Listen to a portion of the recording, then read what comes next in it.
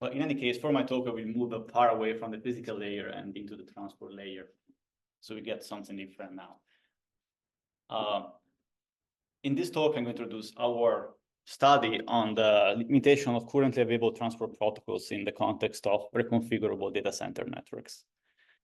Well, many people from me already introduced this, but reconfigured data center network, or RDCNs, are networks making uses of optical circuit switches, which are layer one devices that establish direct circuits between pairs of nodes, which then are configured over time. But we've seen that. So several RDCN architectural proposals that have been made over the years. For the context of our work, we split them into two macro categories. And the first one is the hybrid RDCN. So hybrid RDCNs still have at their core an electrical network made of layered electrical switches. And those switches provide constant connectivity between top-of-the-rack switches or TORs.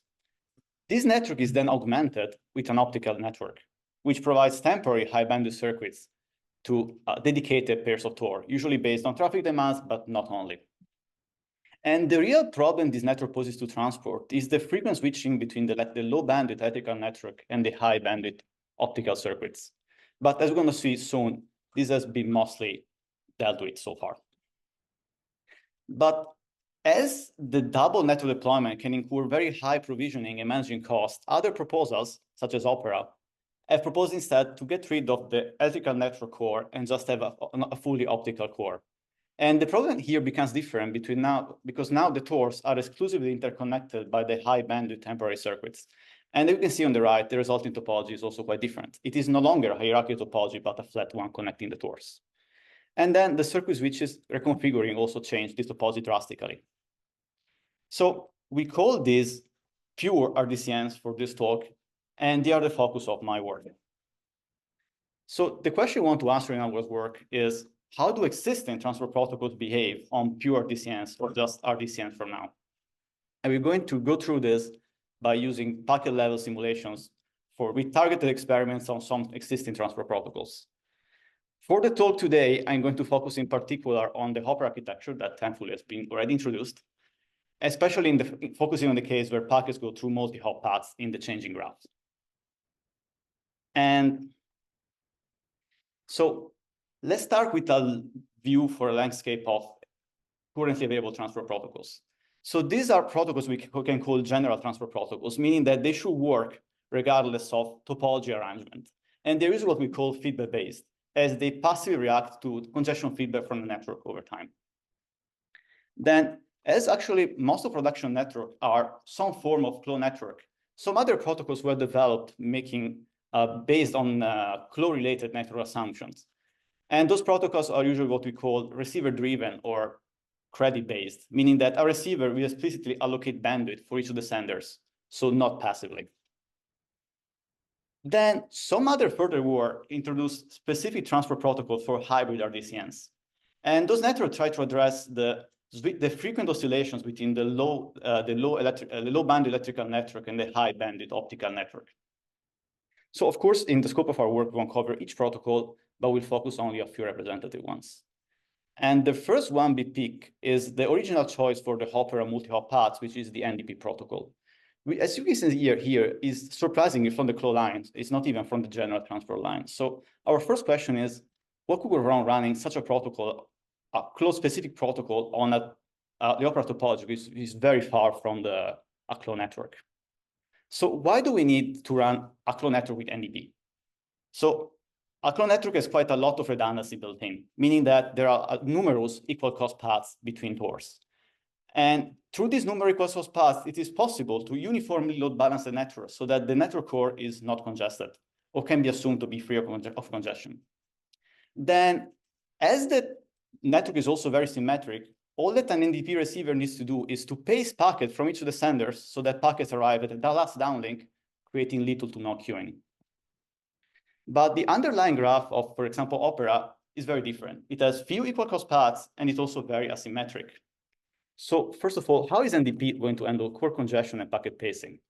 Well, in short, it's not going to go very well, but we will shoot this with very simple experiments by simulating equal cost CLO and Opera networks. First of all, we want to show that the core network in Opera is congested. And to do this, we run stride traffic. So from one Tor, we run one flow to another Tor, and each Tor receives at most one flow. This means that only the network core is congested, and there is no downlink, traffic contention. Then as the NDP network reacts to buffer overflow by trimming packets, we plot the amount of trimmed packets over time. And we see that, as expected, the clone network trims 0 packets over time, but the Opera network actually trims quite a few packets. And this is especially true for the less load-balanced one-path Opera version. Then we try the opposite. We test the accuracy of packet pacing. And for this, we run a very simple incast traffic pattern. So we generate congestion only at the downlink, and again, plot trim packets over time. And even on a simple 4-to-1 incast traffic, the Opera networks, both 5 path and 1 path, are repeatedly trimming packets, which means that packet pacing is inaccurate not only because of the heavy network asymmetry, but also because this network changes every tens of microseconds, meaning that a credit packet and the corresponding data packet may also go through different paths. So NDP does quite not behave as expected, as it should have no packet trimming in those simple scenarios. So next, we try to pick a general protocol from the general line. And for this work, we picked this TCP, mostly because it was immediately available and also is quite popular protocol. So recall that some schemes for hybrid DCNs already moved away from general feedback-based transport because general feedback-based transport could not keep up with link bandwidth oscillations. Link bandwidth in Opera is stable, but the frequent route changes make bottleneck bandwidth instead unstable. So in this context, what would be the limitation of feedback-based transport? Let's see a quick example. We have a simple toy topology, and we have two flows flowing. And those two flows at this point are not contending with any link. Then our topology changes, and suddenly they are contending. So queuing will be done. There will be queuing, and at some point, congestion signals, at least one RTT later, will be sent out. But our network changes very fast. So after just a handful of RTTs, it may change again, and contention may be gone. But in-flight congestion signals may still affect for one more RTT senders, which will not react correctly. So we see that if this network was static, feedback-based control would have no problem. But every time it switches, it causes a disruption. So how quickly can we reconfigure the network before feedback-based transport starts being very unreliable? We do this by comparing two Opera networks. One reconfigures every 1 millisecond, and one reconfigures every 55 microseconds, which is the standard Opera duration. Then we run moderate traffic of long-running flows and sample one queue size for each network and see how feedback controls the queue. So we plot queue size over time, and the vertical dotted lines represent the start of a new configuration. So and the horizontal red line is the ACN threshold, meaning that this TCP will start reacting to congestion at that point. So as we can see, every time the configuration changes, the queue size may spike up. And that's because suddenly new flows that were not accounted for before in the link are all entering the link. But in 1 millisecond, we have enough time that we see here that this TCP actually keeps the queue size around ECN value. But the thing looks very different for the 55 microsecond network. So we still have the same phenomenon of queue size spiking up, but then as soon as the queue size starts going down, the network configuration changes, new flows enter the link, and the queue size spikes up again because those flows were not accounting for congestion control. And then soon after, congestion control tries to work its magic, but queue size, the flow exits the queue, the next configuration, and queue size drains. So with very peaked configuration, feedback-based control cannot really keep up with the frequent network configurations and becomes quite unreliable. It's doing some work, just not very reliable work.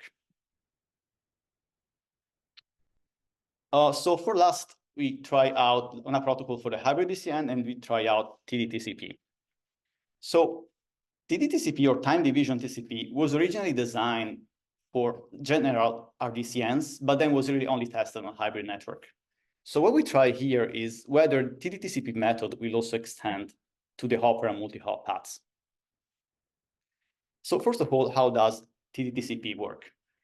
The idea behind it is to split congestion states between different configurations of the network. And meaning that a sender will keep and update congestion variables separately for each configuration we have in a network. And for the hybrid network, this is very straightforward. Your sender is reaching destination either through the electrical network or through a high bandwidth optical circuit. So you only have two configurations, 0 or 1. For The Opera network or some other RDCNs, this is different because now link bandwidth is not changing. What is changing is bottleneck bandwidth, which may be different in each of the configurations, meaning you need to track each of those configuration downs. And the number of these configurations also grows linearly with network size. So we want to see how this TCP and TDTCP from the sender side react differently to congestion to test out possible limitations. For this experiment, we start two running flows and offset, and we choose the source destination pairs so that those flows compete only in one link in one single configuration over the cycle of configurations. And then we measure the C-wind over time. So we start with this TCP. We plot the C-wind over time for 4 cycles of configurations. As before, the vertical dotted line signals the start of a new configuration, and the red shaded area is where link contention only actually is. That means that the red shaded area is the only point where the two flows go through the same link. And you can see here that feedback control does not react properly. As we've seen before, it starts reacting very late into the configuration. And also the C-wind drop lingers for quite a long time for several mode configurations, even if congestion is actually not there anymore. Then we try out TDTCP. So first thing is that strictly after the first cycle, we can see that the congestion window actually matches the contention point. And that's because the TDTCP sender recalls a previous congestion state and just applies it over the next cycle. The problem with this method, it really only applies to flows that last longer for the cycle to begin with, which according to recent data center trends is just really a minority of flows. Most flows in the center will be short. And those short flows to medium-sized flow will actually only behave like we see in the first cycle. So they will always enter a new configuration. This new configuration will be never seen before, so it will start from the initial C-wind value. So actually, any first shorter than the cycle duration will spend its entire lifetime trying to ramp up, which may affect short to medium-sized flows. To conclude this part, we just compared the 3 protocols over a flow completion time experiment, reproducing one of the old Opera setups. And we plot median and 99 flow completion time over different flow sizes. And we see that NDP, as expected, behaves the worst of them all because of the heavy packet trimming due to core congestion and poor packet pacing. This TCP and TDTCP behave mostly similarly, but TDTCP is better on long flows. So we have pointed out several limitations of currently available transport protocols. Now I'm going to propose some ideas how to design future transport, but strictly in the context of what I've shown in this talk. We have way more on the paper regarding also like other routing schemes. First of all, congestion control should not be feedback-based. Feedback-based control is fundamentally limited in fast switching RDCNs. Every time you switch your network, you need again to probe for your available bandwidth. And over switching time as fast as Opera, this is just not feasible. There exist fast reacting schemes such as Volt that can react at sub-RTT scale, but this just reduces the magnitude of the problem and does exactly not entirely solve it. Product credit trace-based transport is a better choice, but it has to fit the RDCN, right? NDP, the credit-based transport, it just does not fit the RDCN network. In this regard, for example, ExpressPass is a credit-based transport that should supposedly work on general topologies. We tested it out, it still suffers from limitation because of the network asymmetry, but also because of the frequently changing network. Hop by hop transport could also be an option, of course. Some nanosecond switching proposal already use it, but there are considerations to be made about intermediate buffering and also about the robustness of link layer mechanism in a reconfigurable network. We haven't really touched on this part of the talk. There is some experiment on the paper. Out-of-order delivery is really inevitable on fast switching RDCNs, so our protocol should be robust to packet reordering. So many newer schemes are already robust to packet reordering, but only in the sense they don't do loss detection through sequencing, but just assume lossless fabric and rely on the transmission timeouts. And this may be an additional challenge for RDCNs. So to sum up, we've seen that existing transport schemes are unsatisfying for modern RDCN designs. They are far from unusable, as we've seen, but just also far from optimal.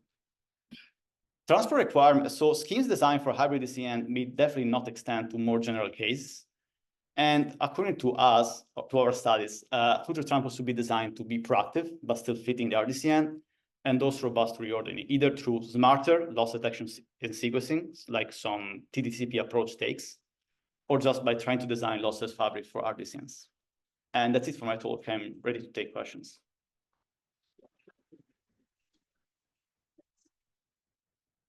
Yes. Oh. So this is a very interesting talk. It's really interesting work. One question I have for you, I guess, is that I know in your work you looked a lot at sort of individual flows with different approaches. You're seeing a lot now. We saw some of the early presentations today about some AI applications and other things where you have a lot of coordinated flows across different destinations. Does that maybe give you another degree of freedom for making some selections? If you know that it's not just optimizing one flow, but you're optimizing a series of flows? Well, it depends on what, I mean, this means you will set some, let's say you reduce your scope, you say, okay, we want to only deal with some very predictable traffic pattern. In that case, you can run transport optimizations, yes, but depends how general you want your transport protocol to be, of course. Just as an example, like you may say, I don't really care about a flow completion time, but I need this set of parameters to be sent to this group of machines. And then when that whole process is finished, that's what I care about. So like just going for throughput. So optimizing for throughput instead for latency. Yeah, or something, yeah.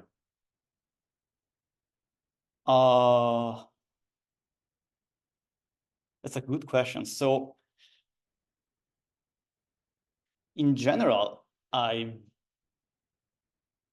it depends what you're just trying to look for. Except if you're like making a co-design of your optical schedule and then transport, of course you can do like many things. You can just also assume that you're going to be on over a congestionless network, right?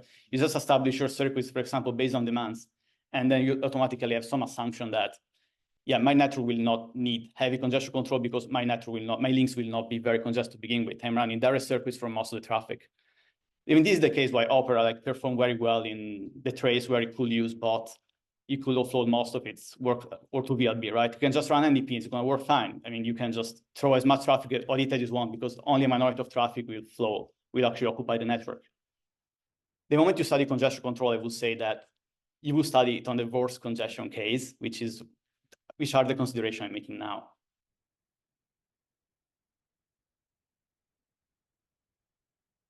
So the typical implementation of Opera has multiple rotors and for example, we use expanders, which means at any given instant of time, you have multiple different expander networks that you could route over. Was that your model, or did you assume a single network for Opera? Wait. So in the diagram I showed, there's multiple rotors, which means that at any given point, let's assume at the TOR, it's actually seeing multiple different, effectively, networks that it could use to route over. Did your model include that, or is it effectively a single rotor? It's not a single rotor. I'm exactly reproducing the exact Opera architecture from the paper. So we have 108 TORs with 6 rotors, 1 rotor per uplink. This just makes a changing expander graph, right? You just make a giant expander graph network. That's all I want to know. Oh, yeah. Okay, so this is the composite expander graph for all. Okay. This is exactly the setup from your simulations, yes.